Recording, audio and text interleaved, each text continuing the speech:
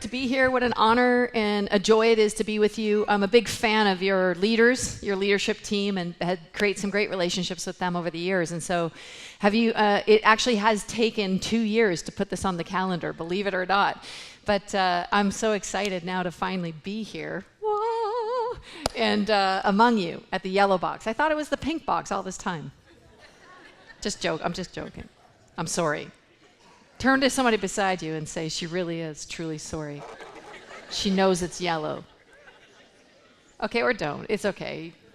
It's all right. I have like the best part, the kickoff of this series, because the title of my message from 1 John 1:1-4 is "The Weary World Rejoices."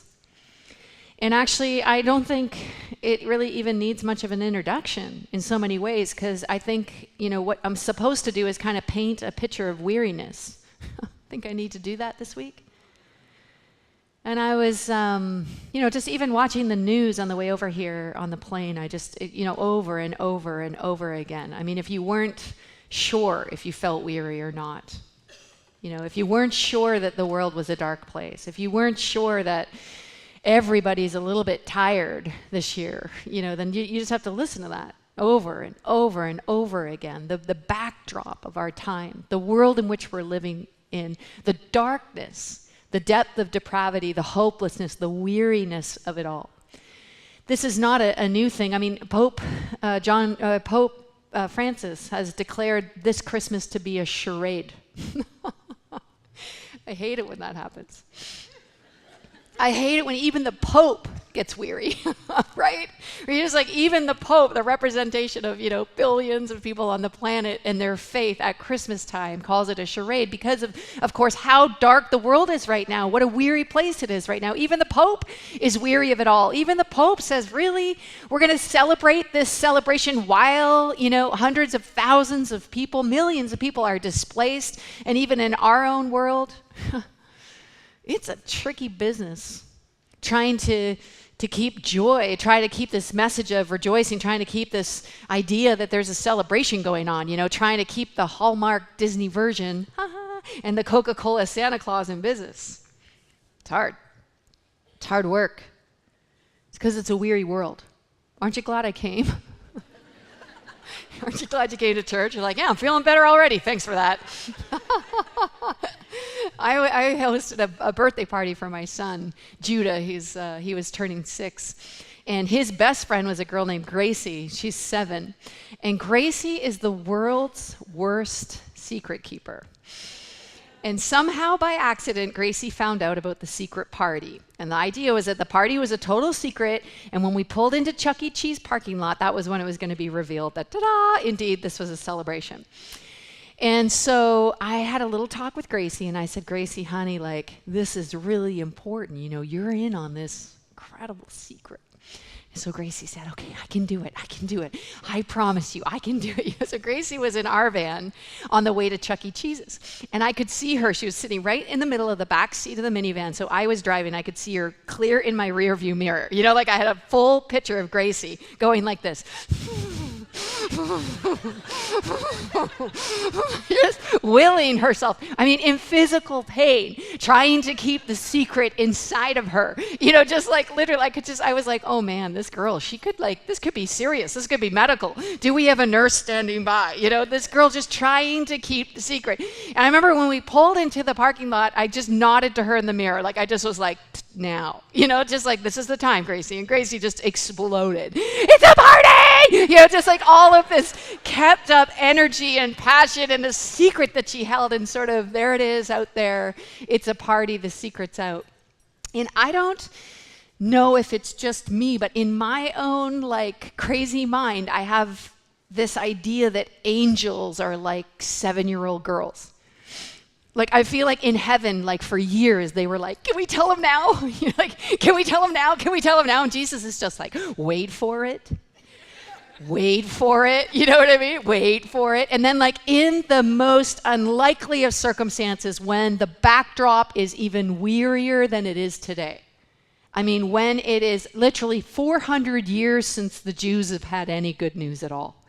It is occupied. I mean, if you ever even understand, there's no real human rights to speak of. Like this is like their misery has been generational misery of poverty and of exploitation and of oppression. I mean, this is like the weariest, darkest, most horrible time in the Jews' history where they're literally on the edge of losing hope forever. There's just like a few radical edges of the church that are sort of keeping hope alive. But other than that, everyone's just like, this whole business of the Messiah coming is nonsense. It's wishful thinking. Look around. No one's going to save us but ourselves. And we can't even do it.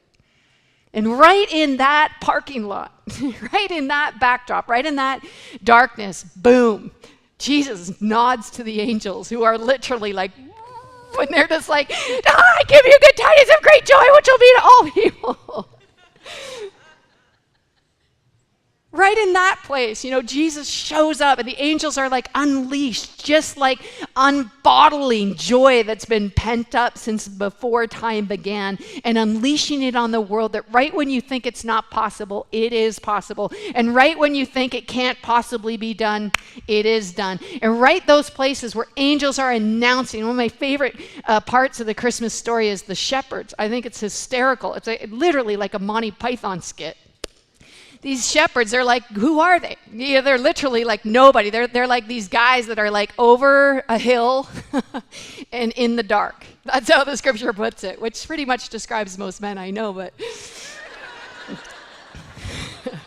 okay, it's okay. Jeepers. Everyone's like, that's why they don't let women speak. Anyway. Right? They're like nowhere. And I really think like the angels kind of got together and were like, who could we tell? Who could we tell? Who could we tell? Oh, I know. I saw these guys doing nothing. They're just literally sipping some beers over a fire at night, and talking, I don't know, trading sheep stories. I'm not sure. But whatever they do, shepherds do at night, maybe talking about the misery of their lives. I don't know. We'll go tell them. And they don't just tell them. It's just not like one 7-year-old explosive thing. It's a whole host of it. It's the angelic choir. What are you guys doing tonight? Nothing. You want to go surprise some shepherds? Okay. And they literally like just show up in nowhere. Like in nowhere, they show up with the whole angelic choir announcing, don't be afraid. Anybody catch that? Don't be afraid. I don't know how many times God can say this. It's like heaven put it on repeat for earth. Don't be afraid. Don't be afraid. Don't be afraid. Don't be afraid. Brené Brown did this research. If you haven't read her books, they're fantastic reads, but did this research around what made resilient people resilient. How do you get that quality of life? How do you, for example, experience joy in the midst of a backdrop of weariness? And one of the things she realized is that what we do is what she calls rehearse our tragedies. We do this rehearsal of our tragedy over and over and over again in our lives, sort of like watching the news, where we just rehearse the bad news over and over and over again, so that actually that becomes our learned response. We rehearse tragedy. So even when good things happen, we rehearse the tragedy about what could happen in the good things. So someone's nice to us, we think to ourselves, I wonder what they want. I wonder what they want. I wonder what they want. And we rehearse the tragedy. And that rehearsal of the tragedy creates this quality of our lives of hopelessness, of weariness, of despondency, of despair. It actually is the recipe for those sorts of things. So how do you get out? How do you get out? And I think the message of Christmas could not be more important than right now this week. I mean, literally this announcement that the angels can't wait to burst forth, this sort of 7-year-old infectious tell the secret idea is more relevant now than it has ever been before, because it's true. And because it's for now, and because it's for here, and because Jesus, well, he is literally the reason that we're even here. 1 John 1:1-4 tells the story of Christmas from a different perspective. It doesn't actually have all the characters of Christmas in it, but it has this essence of what Christmas really is about. The witness of John's Gospels, it goes back to the very beginning, to the Word before the Word, to the Word where before everything was created. We have this idea that like God looks at the earth and goes, oh no, things are out of control. We better fix it. We better fix it. We better fix it. And instead, actually, God had this redemptive plan that actually goes through the entire history of humanity. This redemptive plan, this note of redemption, this beautiful grace note, this sounding, beautiful call. From before the foundations of the earth, he created this beautiful thing called you. You know, my son and I rehearse this. He's Moses. He's 3.5 years old. I've literally taught him to say, "Let my people go." And I like to bring him with me sometimes and just get him to say that, "Let my people go." And then I just say, "Let's pray." You know, the sermon is over. But we do this thing at night. I always say to him, you know, "Moses, who made you?" Moses looks at me and he says, "God made me." I said, "That's right, honey. And how did he make you?" And Moses looks at me and he says, "He made me good." And it's true. He made you good. He made the world good, actually. He made it very good. He made you good, and what has happened is there's a lie, there's an enemy, there's this weariness that comes in believing this rehearsal of tragedy that even the enemy has done over and over and over again. Humanity has done piling nonsense, piling dirt, piling lies, piling fear. And literally what the angels are doing and what the Christmas story is doing and what 1 John 1 is doing is they're unpiling it so that we could actually reveal what it is that God actually created from before the foundations of the world. You and your goodness. Jesus uncovers that stuff for us. That's what he does, and Jesus does it because he's real. I have this, I've been doing ministry 20 years now in the Salvation Army, and so most of my time is spent on the streets with people who are marginalized and fragile, and it's spent trying to get women out of prostitution. I visit brothels and street-level prostitution. I'm trying to get women out for years and years, trying to stop human trafficking, those sorts of things. And it's hard work in the end, that stuff. And, you know, it's fascinating. You know, we had this one woman volunteer. We had this street van outreach that goes out on the street, my last appointment in Canada. And it goes out every night on the street, and it just kind of goes along women who are stuck and exploited and pimped, whatever it is, and it invites them into this like little truck that's like a mobile living room where we kind of love on people and give them what they need and offer them a ride home or get them into shelter, whatever it is, and pray for them and all sorts of things. And we used to always go by this woman named Pocahontas. That was her street name. And she was on this one particular corner of the street. And Pocahontas is exactly the picture of hopelessness. She had been exploited since she was 12. She injecting drug user, HIV positive, literally on the streets like skin and bones with a crutch because she was losing her legs from diabetes and unkept medical problems. And every night we would drive by Pocahontas, and I would, because I've been doing this for so long, I would in my own mind rehearse the tragedy. You know, I would think it through and think, I wonder if this is the night I'm going to have to, you know, nurse my team through the death of Pocahontas, you know. And this one member volunteer named Christine, a good friend of mine, she, for some reason, the Lord just kind of spoke to her and said, I want you to pay attention to Pocahontas. I want you to stop every night for Pocahontas. I want you to pray for Pocahontas. So she would always be like, I got this feeling for Pocahontas. Like, I think we should pray for Pocahontas. And I'd just be like, oh, for Pete's sake. I wouldn't say that outside because I'm a leader, so we don't do that on the outside. We only do those things on the inside. So on the outside, I was like, oh, that's amazing. But on the inside, I was like, oh, brother. Really, Pocahontas? Like, the chances aren't good, you know? So actually, what I started to do on the inside was rehearse the tragedy inside. I started to even pray for the tragedy. I started to pray, God, please protect Christine when this whole thing doesn't work out. That's what I started to do. God, please protect Christine when this whole thing doesn't work out. What a valiant leader I am. Isn't that amazing? The hope filling me. The glory of it's like the Lord sending angels to me personally. Don't be afraid, Danielle. Don't be afraid. Don't be afraid to hope. Don't be afraid for some joy. Don't be afraid for some possibilities. Don't be afraid for a miracle. Don't be afraid to trust me. Don't be afraid to give it a go. But I'm rehearsing the tragedy. My friend Christine, who doesn't even want, if you're in like a prayer meeting and you say, Christine, can you pray? She'll be like frozen on the spot. Nope. But on this van, because the Lord spoke to her, every time Tanis would get in the van, she would say, Pocahontas got in the van, she would say, Pocahontas, I want to pray for you. Pocahontas would say, don't pray for me. She'd be like, I'm praying anyway. It's what we call some muscular salvation. So she prayed for her. One day, Pocahontas gets on the van. Every time I tell you, I thought she wasn't going to be there. We pull up this one day. Pocahontas gets on the van. Christine says, Pocahontas, I feel like the Lord wants me to pray for you. Pocahontas says, skip the prayer. Take me to the hospital. We're like, what? Every night we asked her if she would go to the hospital. Every night we asked her if she wanted to go to treatment. Every night we wanted to ask her if she would go to a ward, and she would never say yes, never say yes, never say yes. She gets in the van, she said, take me to the hospital. She gets to the hospital, she said, okay, if you want to pray, pray that God will help me keep my legs. They say they're going to have to take my legs. You pray that God will let me keep my legs. Doctor comes in, did some tests. Doctor says, you can keep your legs. Christine said, told ya. Pocahontas said, well, forget that. I'm wanted for 7 years, they're asking. I'm wanted on all these bail, things. I've skipped bail for most of my life. So she said, got to go to court. You think your God is real? Tell him to keep me out of jail. She said, fine. Prays for Pocahontas to stay out of jail. Gets to jail, and the judge says, actually, I think you need drug treatment center instead of jail. So we're going to give you drug treatment center instead. Christine says, I told you so. Tana said, yeah.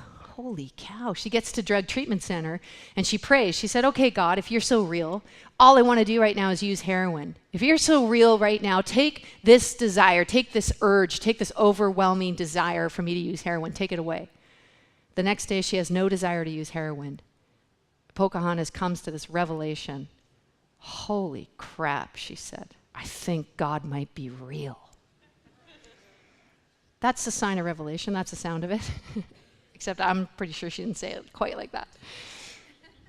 And she started a relationship with Jesus that included forgiveness, that included freedom, that began to include clean time, that began to include counseling and emotional healing. It actually began to incorporate this whole entire life. I was just with Pocahontas, whose real name is Tanis, in the UK last weekend, where she's ministering on the streets, rescuing women on the streets who are saying, don't pray for me. You're never going to guess what she says.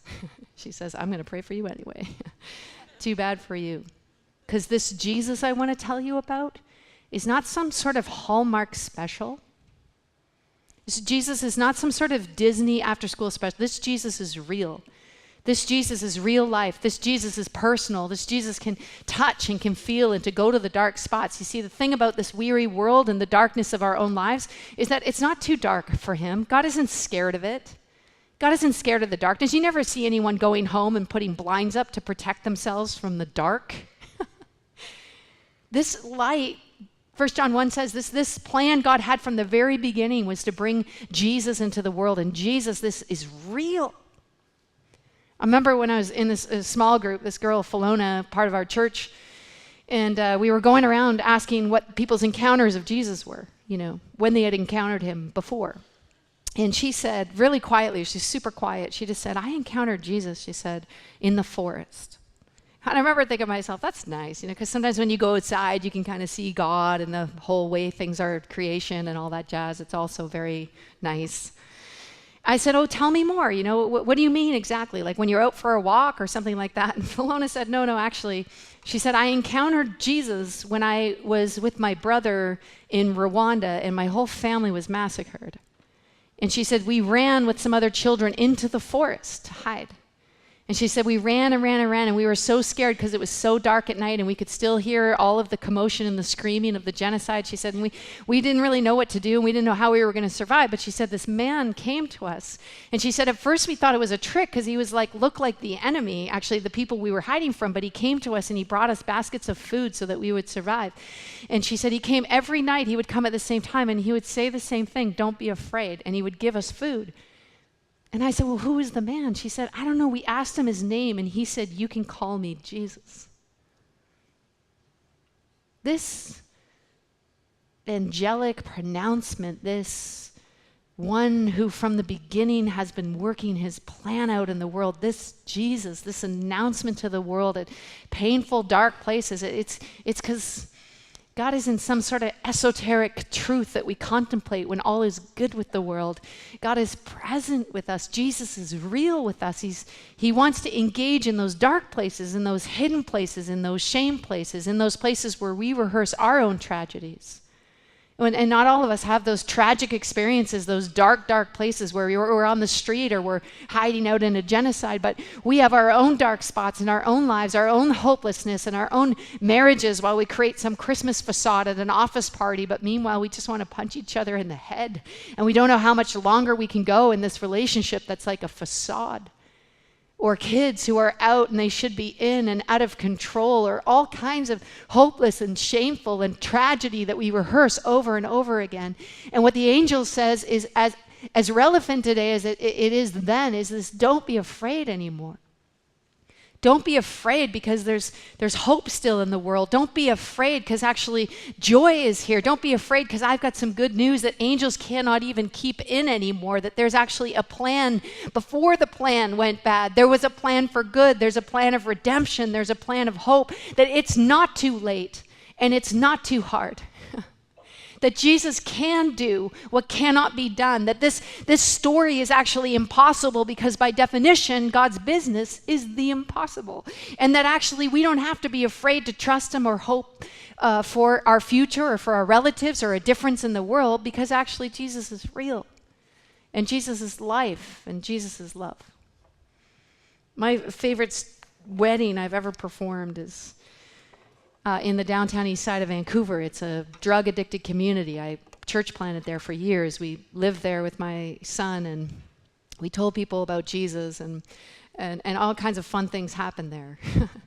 And these two people, they were part of a training school we had in that neighborhood, and they met each other serving the poor in this notoriously terrible drug alley in the downtown east side of Vancouver. And so they decided they were going to marry each other and spend the rest of their lives sort of spreading hope like that. And they thought, what better place to get married than the place we met? So they got married in a drug-addicted alley, infested with all kinds of nasty things. And I remember actually breaking the news to her mother. And anyway, so we were like, what are we going to do? So what we did, we got a power washer and we just like washed the alley out, I remember, and we rose petals everywhere, and we got an orchestra, and the orchestra set up in the alley, and so they started the music, and the bride and the groom started walking down this Payne and Wastings. It's Main and Hastings Street, but they call it Payne and Wastings, all these addicts and prostitutes and street people, and they're going down and they have literally the flower girl ahead of them putting the roses on the street, these like nasty, nasty, horrible streets, putting these roses, saying like, hey, come to a wedding. And the bride and groom are walking down the street and they're saying, guys, come to our wedding, come to our wedding. And these guys are like going, what is happening? Like, what's going on? They're like, we're getting married in the alley over there. Come with us. And they're like, right now. And they're like, right now. And you can see these people bewildered and just kind of like, well, okay, is there food? We're like, of course there's food. It's a wedding. And also we're the Salvation Army. So anyway, hello, it's like a no-brainer. So rose petals and the bride and the groom, and then these like unlikely characters all filing in behind. We get into this alley, literally to a sea of reporters who were there to record the event, because it was such a sign and wonder to a community that had completely given up on that alley. And I remember the place was just packed, and I was in the middle of doing the vows for these beautiful people of God who had met each other, dedicated their life to spreading this infectious hope for the world. It's just so beautiful. And the orchestra, everything's picture perfect. It even smelled okay for the first time in the world. And in the middle of these vows, there's a dumpster to my right, and this guy wakes up, and he opens the dumpster. I'll never forget it. He literally, and again, the sound of revelation, he just literally opened the dumpster and he went, holy blank. And then he just like went back down. And after it, we just sort of like went on, and got married and all that stuff. And I remember going to the dumpster afterwards going, hey buddy, we're real. Like this is really happening. Like it's real. This is happening. Come on out, have some food. This guy climbs out of the dumpster to a wedding celebration, much like Jesus would have us do. What dumpster are you in? Where are you hiding out? How long will you rehearse the tragedy? How long will you safeguard your own heart from the potential of bad news at the expense of allowing Jesus to be good news? How long are you going to live that way? When are you going to join the party? When are you going to let the 7-year-old angels bursting out with good news in your life, wherever you are, in lives and darkness and closets and dumpsters and forests all around the earth, with this incredible news that Jesus is real, that Jesus is life, and that Jesus is love and invites us into this incredible relationship to bring that news to the most unlikely of places. Let me pray with you. God, thanks so much for the good news of you. Thanks for showing up in dark places. Thanks that you're not scared of the dark. Thanks that it's not too hard and it's not too late, even for our world, even for our country, even for our marriages and our families and our communities and forgotten places and discarded places, people like Pocahontas. Thank you. It's not too late and it's not too hard for you.